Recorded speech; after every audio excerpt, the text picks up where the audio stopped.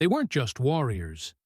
They were the nightmare you couldn't outrun, the scream in the dark, the storm you never saw coming. These Native American tribes didn't just fight for land or power, they made history itself tremble. Among the many tribes, 3 stood out. So fierce, so unstoppable.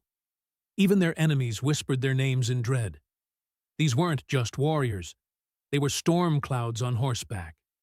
And when they came, they left nothing behind but smoke, silence, and sorrow.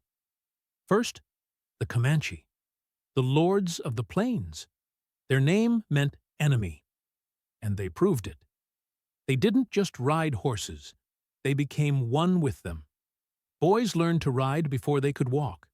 Women fought like demons. They trained wild horses with terrifying skill, even reviving fainted ones by blowing into their noses. In battle, they vanished behind their mounts, only to reappear with arrows flying. Spain, France, America, all tried to stop them. All failed.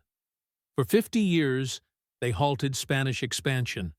Their raids were so brutal, settlers called it the Comanche Moon, because that's when the killing came. In 1836, they tricked Fort Parker with a white flag, then slaughtered the men, kidnapped the children, and tortured survivors in ways too cruel to describe. Some were buried alive under the scorching sun, left to scream until their voices faded. But the Comanche weren't the only storm waiting in the shadows. Next, the Iroquois Confederacy.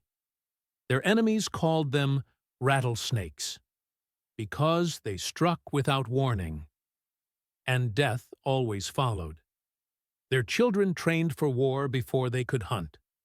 Captives were forced to run a gauntlet of thorns, beaten until their bodies gave out. Survivors? Rare. They crushed rival tribes like the Huron and Susquehannock, expanding their empire from New York to Canada.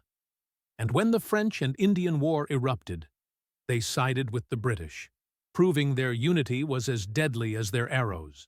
And then, there were the phantoms of the desert, the Apaches, ghosts in the wind. One moment, silence.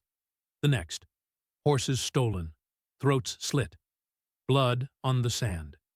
They could outrun cavalry on foot, disappear into mountains like shadows.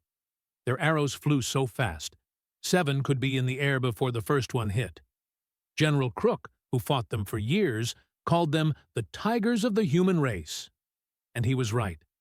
They didn't just ambush, they hunted. Torture wasn't just punishment. It was an art. The crueler the method, the greater the respect. But what made these tribes truly unstoppable wasn't just violence. It was their will, their refusal to die. They weren't villains. They were survivors in a world that tried to erase them. And their legacy? A warning.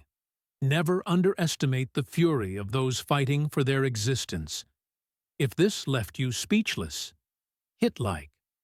And tell me, which tribe shook you the most? Subscribe for more stories that history books won't dare to tell.